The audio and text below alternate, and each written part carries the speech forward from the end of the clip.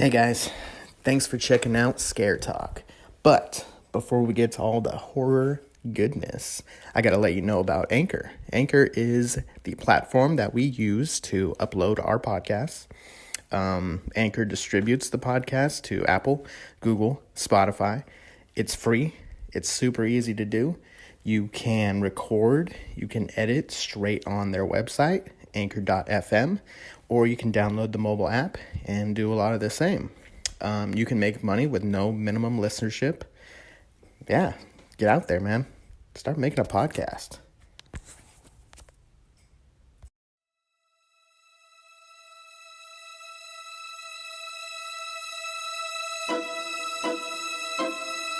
Welcome to Scare Talk, a horror movie podcast for horror fans.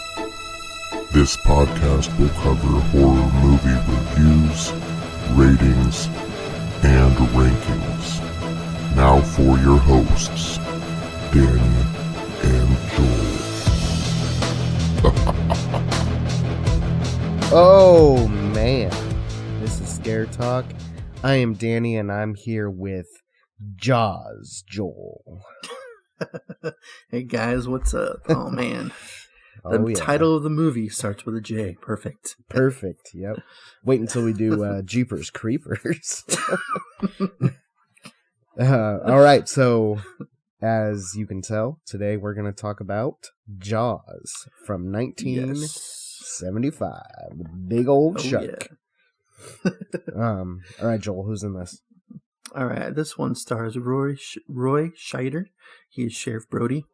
He is in Jaws 2, The Rainmaker, Dracula 2, Ascension, and Dracula 3, Legacy. All right. I don't know what those are sequels to, like which Dracula movie those are sequels to, but he was in 2 and 3. So. Okay. Yeah, I didn't know there was like a Dracula 2 or something. Yeah, I know. I don't know which one it's. Yeah. I think Dracula 3, I think they're like, well, he passed away in 2008, so I think they were like right before that, like 2006 or something like that. And also we have Richard Dreyfuss. He was in Close Encounters of the Third Kind, Piranha 3D, Yeah, and Stand By Me, as along with a bunch of other stuff too. But I only mentioned 3 movies for these guys. So, and then we've got Robert Shaw, who plays Quint. He passed away in 1978, so his stuff is going to be, like his stuff on here is going to be before Jaws. Battle of the Bulge, From Russia with Love, and The Taking of Pelham 1, 2, 3, the original, not what John Travolta. Yeah. Like Denzel remake. Washington, I think. Yeah, it was. I think both of them, right? Yeah. It was written by Peter Benchley. He did the screenplay and also the novel. He was the novelist. Yeah, and he did the novel and screenplay to The Deep. Never heard of that one. The Island, 1980 movie, novel and screenplay. And Cruel Jaws, the novel. That was 1995, so... Wow. Yeah. And also Carl Gottlieb, he did the screenplay. And he was a writer of Jaws 2, Jaws 3D, The Jerk, and a TV movie called The Deadly Triangle. All right. This was directed... Okay. This was directed... I have it way down here for some reason. This was directed by Steven Spielberg. Okay. I wanted to pick movies that people... I mean, I'm sure people knew that he directed, but I didn't want to do the obvious ones. He directed Amistad. Okay. Catch Me If You Can, 1941, and the 2021 version of West Side Story. Oh, wow. I didn't know Apparently he's they're directing that. Yeah. Yeah, it's a Disney movie, I believe. Oh, is it? It's Yeah. going to be like a Disney Plus kind of thing? Yeah. Oh, okay. I heard that they were rebooting. I didn't know it was coming out this year, though. So, Yeah, I didn't know it was coming out this year either, and I didn't know he was directing it. Directing it. Yeah. Interesting. Okay. Yeah. All right. So, when a killer shark unleashes chaos on a beach community, it's up to a local sheriff, a marine biologist, and an old seafarer to Seafarer? to hunt the beast down. Never heard of seafarer. Oh, I don't know that term. But he's a fisherman, basically. But a hunter. Yeah, pretty much. A hunter of fish. Yes. A hunter of big fish. Hunter of the biggest fish. Deadliest catch. So, oh yeah.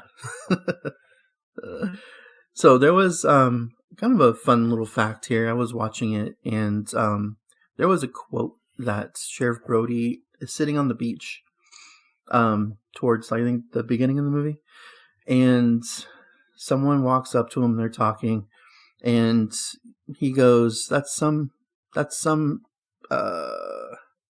what is it? That's some bad hat, Harry," to the guy.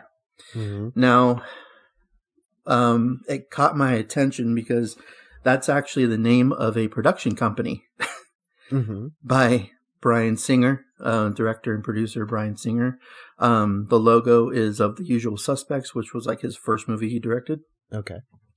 And I remember he was a producer or executive producer of the show House. Yeah. And I remember binge watching that show. And after every episode, it would come on the screen, "That's some bad hat, Harry." And that's what like someone would say that in like the whole like cartoon like production logo or whatever. Yeah. And that kind of like caught my attention. Like that's where that came from. So I was like, okay, well that's pretty cool that they took a random line. Yeah. Really random. From the movie. And yeah, I know. And turn it into a production company, basically. Huh. So okay. That was pretty entertaining. Nice. Yeah, when you said a quote from the movie, I thought you were going to go with the "we're going to need a bigger boat." Well, yeah, that is the quote of the movie. But I chose a way more obscure quote than that. Yeah. Okay. Cool. Well, this one's a classic. I had never seen it until 2 days ago. My first time watching it. Let's get your opinion on it first, then, since this is a brand new thing for you. Yeah. Okay, so some of the stuff that I liked, I thought the opening was cool with the girl getting kind of tugged into the water and thrashed around a little bit. I always wondered, because that's what you see in movies. I always wonder, is that how it would really go, or would a shark just like take you down? Would it like kind of like pull you down for a second, and then you'd get back up, and then would it like yank you around and spin you around and stuff? Or I would assume a shark like a great white, which is what Jaws is, would just pull you down. That's what I was thinking too. It's a big shark. Yeah. So the one bite would probably either kill you or would sever that limb, whatever it was biting on. Yeah. So I mean, I think it makes for good, visually, I think it makes it look cool for a movie to have the yanking and the spinning and all that. But yeah, look cool. I did think it was funny though, the opening with the drunk guy like chasing her, and he's like he just passes out on the beach. Yeah, and he's like stumbling around, and and then he just passes out right there by the water. Like, man, that was pretty. I mean, it's a good thing he didn't go in, because he would have at the very least drowned. He would have passed out in the water or something.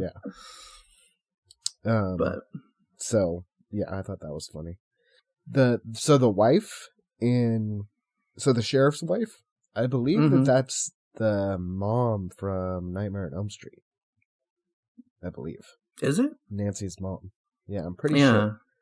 Pretty sure. So, thought that was cool to see her. The theme is cool, of course. The other music in it. Not a big fan of the other music. I like the theme. The other music, not so much. The best scene was when Jaws gets onto the boat and kills the seafarer. Kills Quint. Yeah, just... Spoilers. Yeah. Movie's like 50 years old. It's fine. That part was cool. You get to like see Jaws pretty up close. Get to see him in action. I like Jaws. I thought he looked cool. Way better than like a CGI shark, which is what you probably see these days. Yeah, if they were to reboot this movie, it would 100% be a CGI shark. Yeah. Have you been to Universal Studios? No, I haven't. I've been wanting to. I mean, it's probably not that big of a deal now, but back when we were kids, seeing the whole because there's like I think there's something at Universal Studios where you like walk across a bridge and like Jaws pops out of the water. There's it's the Backlot tour, and you're basically in this little like tram kind of thing. And you don't go, I don't remember if you go across a bridge or what, but... They may have changed it, because I remember someone saying that you go across a bridge and, like, Jaws will pop out of the quote-unquote water or whatever. Yeah. But they may have changed it. It's been, like, he does pop out of water. And I don't know if it's like, a replica of it or, like, the real Jaws that they use in the movie. I don't know. I always thought it was the real thing. But then seeing the real thing in the movie, it's like way bigger than what I remember seeing in real life. So yeah, I don't know, but yeah, he looks cool. I like the design and the fact that it's not CGI. Definitely respect that. Yeah. They actually put work into their into their projects back then. Robotics shark. And those are I mean, there were times positives. It definitely looked robotic, but okay. Do you think that it holds up today? I mean, you've watched it 2 days ago, so if anyone's gonna, I wouldn't say for horror necessarily, no, but as just a movie, I mean, it's a 70s movie, you know. Yeah, it feels like a 70s movie. It's you know, yeah. For horror, not so much. There is some scenes that are a little intense, but overall, not much of a horror film, in my opinion. Yeah. I mean, the thing that makes it a horror film is like basically the theme music to it. Like that's what adds the tension to the scenes, really. Yeah. Yeah. Okay. I don't know if I would say I have a fear of water, but I've never been much for the water. So being out in the ocean is already kind of like something I'm a little uncomfortable with. So yeah, it's, it didn't like add anything for me as far as like being afraid to go out in the water or whatever. I'm afraid of drowning. I'm not afraid of sharks. So I have a little fear of sharks, but you know, that's you know, it's the whole fear of like dying, basically. I mean, it's, you know, I think everyone to a certain extent has some sort of fear of the water. Yeah. Because it's a fear of the unknown. Like we've only gone to like what 10% of the ocean. So I mean, there's so much down there that we have no idea like what's down there. Yeah.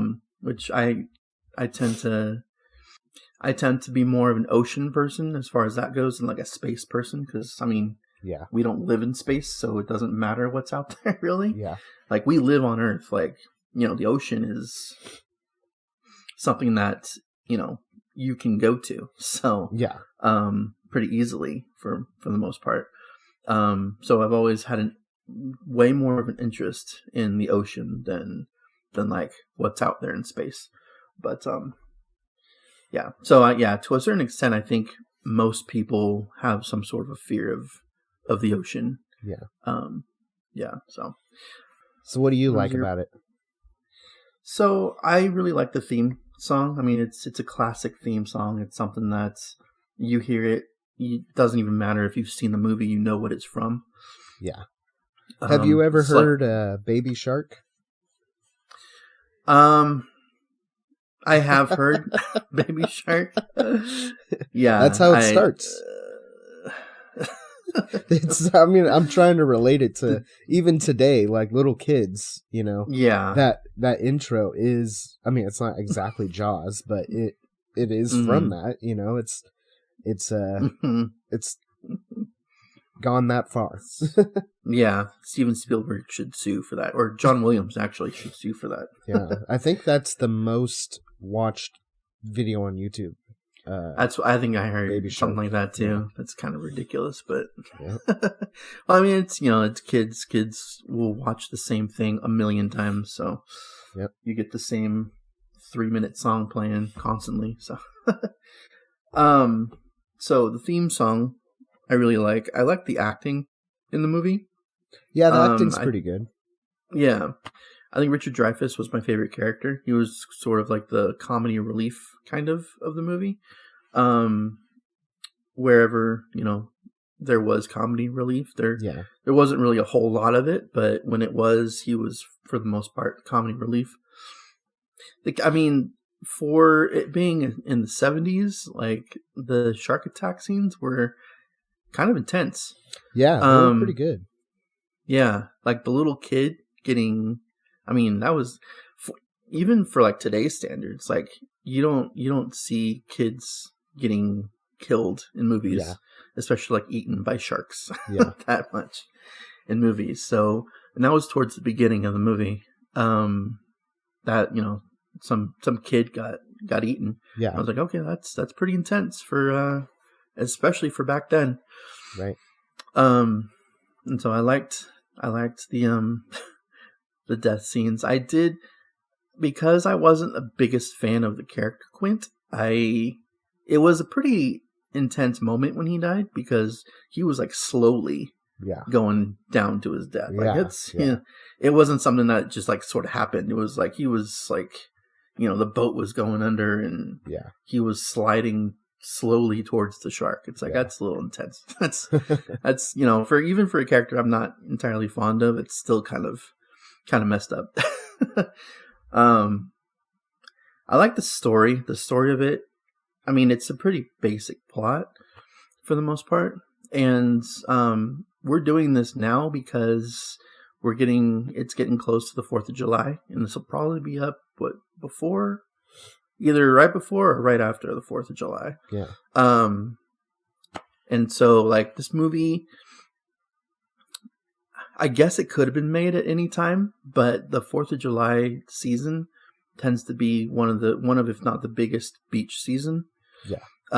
So having this movie take place on 4th of July weekend makes sense.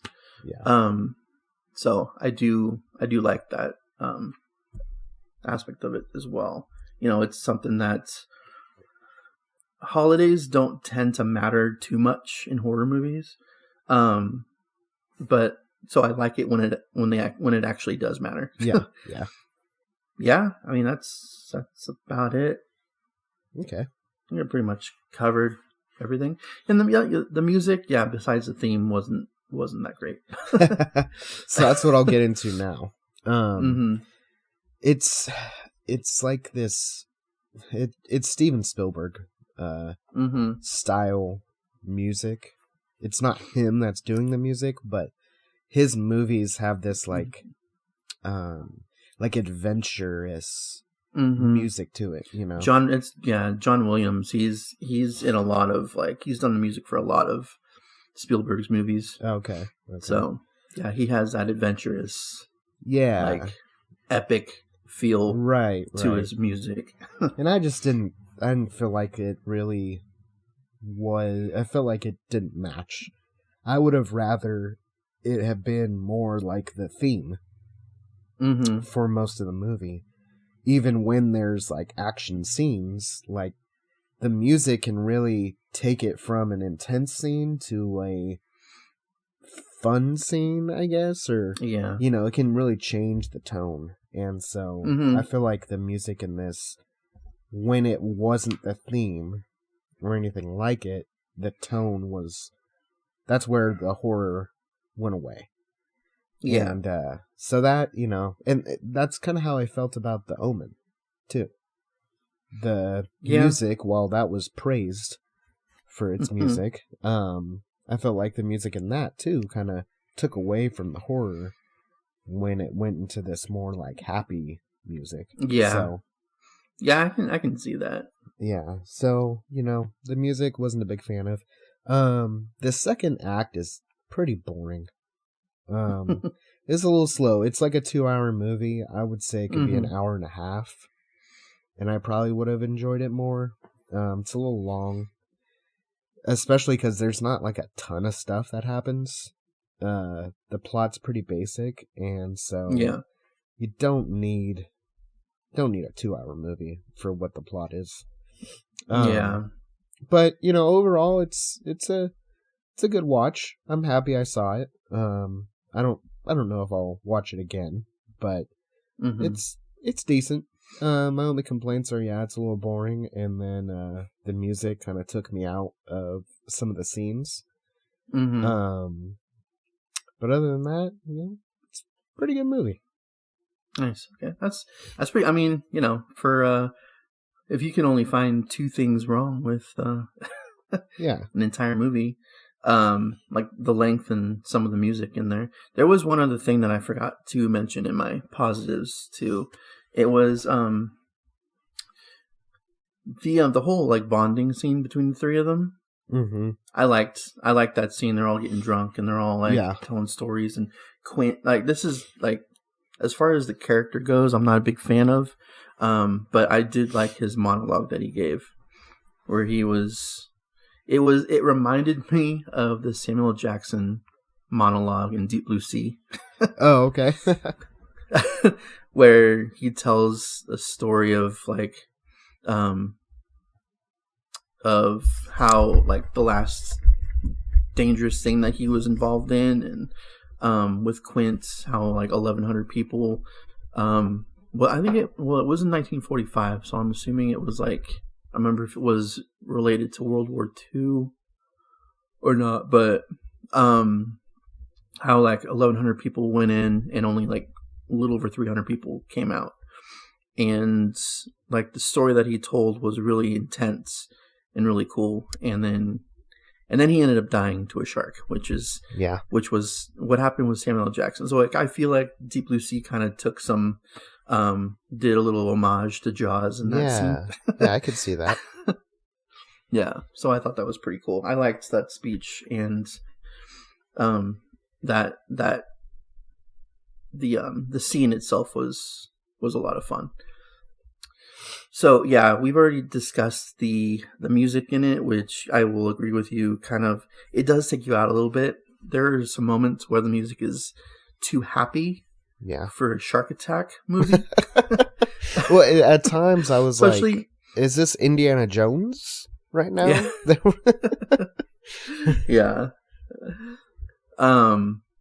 And the character of Quint, what made me not like the character is towards the end of the movie, he kind of felt like he was on a suicide mission. But he was on a suicide mission with 2 other people who were not on the same mission. Yeah. Like he was intentionally like flooding the boat, it seemed like, by having him go like with the 30 miles an hour or whatever, and having the engine sort of go out. Like, he knew that was going to happen. He knew what he was doing. Yeah. And he was like, you know, it's me against the shark, basically. But it's like, the other guys were like, I don't want to be on that mission with you. I don't want to die. Like, yeah. When, you know, the sheriff has a family, which I don't know why he went on the mission in the first place. Yeah. He didn't need to.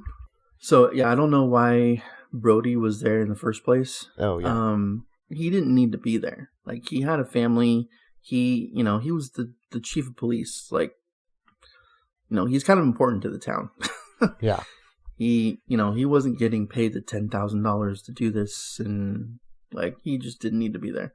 I had one other thing here. I think the beginning part, right after the very, very beginning, when they're questioning the other guy that was supposed to be going out there with her, he just seemed kind of like nonchalant about what happened. Yeah. Like saying, "Oh, I think she might be dead." Like, yeah. That's what? I think she might have drowned. Yeah. Like, are you really gonna say like in that way?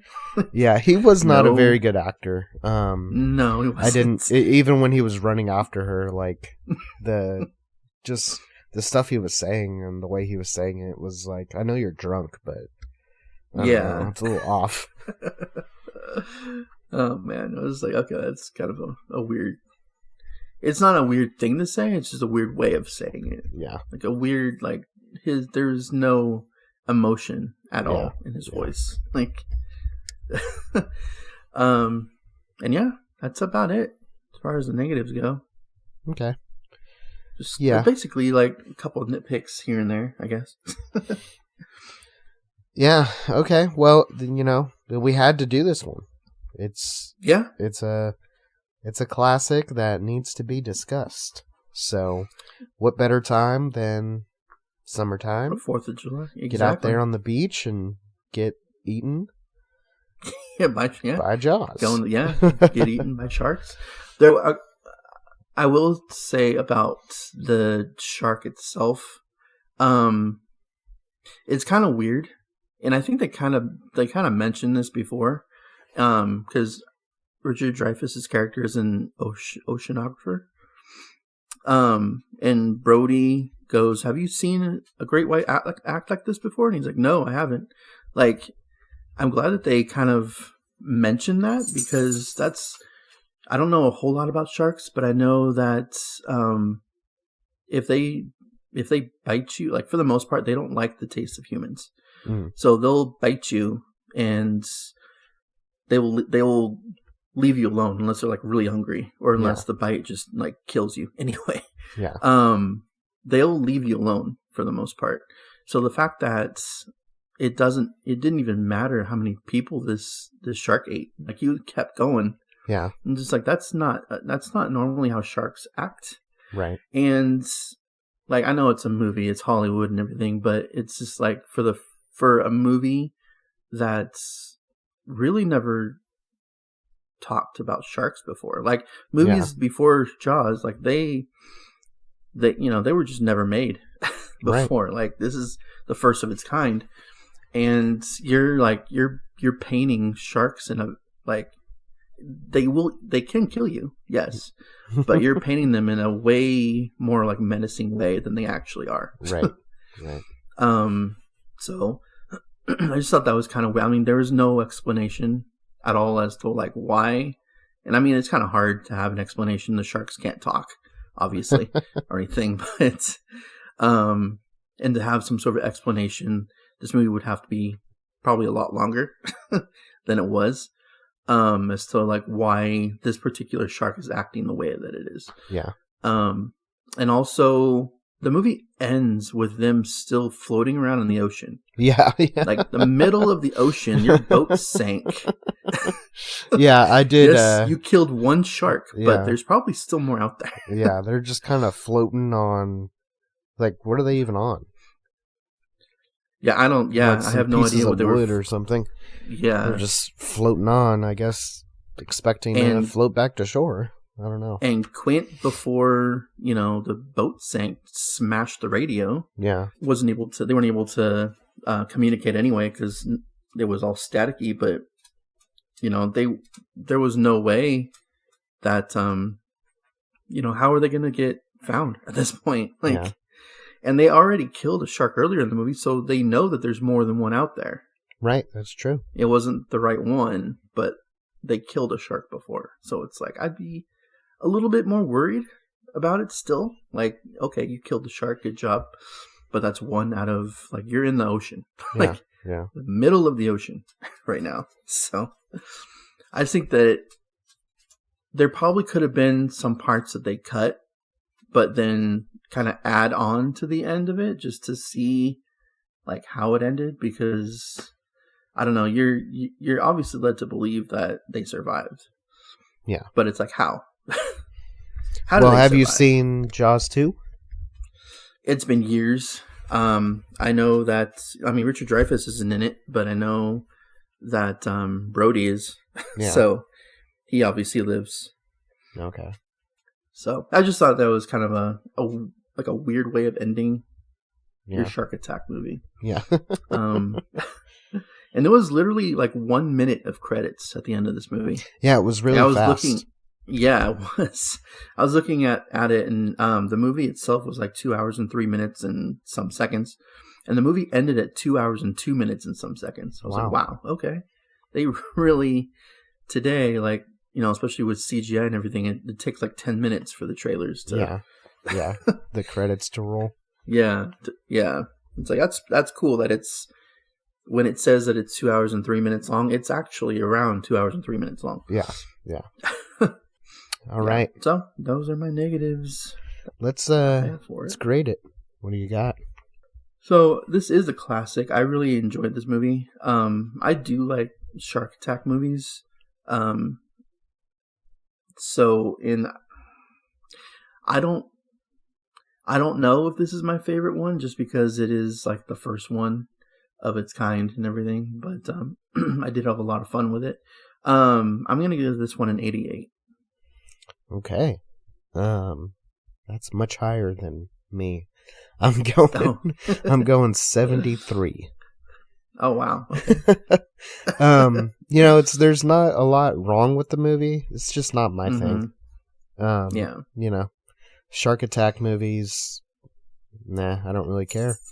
Because you're never going to be in that situation. Yeah. I don't know. What if you go on a cruise and the ship breaks down in the middle of the ocean, or the ship breaks in half, and you're in that situation? Yeah, then maybe I'll be a little more. Could happen. Maybe I'll relate to it a little more. I don't know. Maybe if that happened to me and then I watch Jaws, I might like it more. Yeah. But yeah, just not really my thing. It's a good movie. I think it's, deserving its praise, and I think, what it attempts to do, and it executes it. So, but just not really my thing. So, I'll give it a 73. All right. Okay, so we are going to continue doing some of these summer movies. And Joel, this was your pick for this go around, and I'm gonna do the next one, and we're gonna kind of go back and forth on some of these summer movies that we pick. So, or just movies in general. We're trying to do the series of films that are coming out for the new ones that are coming out, but then and then any real big new releases. But then other than that, some of the random ones, we're gonna go back and forth picking. Yeah. So you got this one, and the next one. I have my next one planned too. Oh, do you? Okay. I think I do. Yeah. All right. So the next one. It's not. Go ahead. It's not a summer one though. Okay. Necessarily, but. Okay. Yeah. The next one we will be doing is Summer of '84. You have not seen that, correct? I haven't yet. Okay. I was actually planning on watching it today, actually. Oh, all right. Awesome. Or tonight. Cool. So, yeah, look out for that eventually. And, go find us on social media, Facebook, Instagram, and Twitter. Just search Scare Talk, and you can find us there. And keep a lookout. We're still doing some of the new ones. We got the Purge series that we're rolling through. We're going to be doing Fear Street when that comes out. We're going to be doing all three of those in one review. Because that's going to be one big story. So yeah, look out for all that, and come on by and have some fun with us. And this has been Scare Talk. Sleep tight. Don't let the big baby shark bite.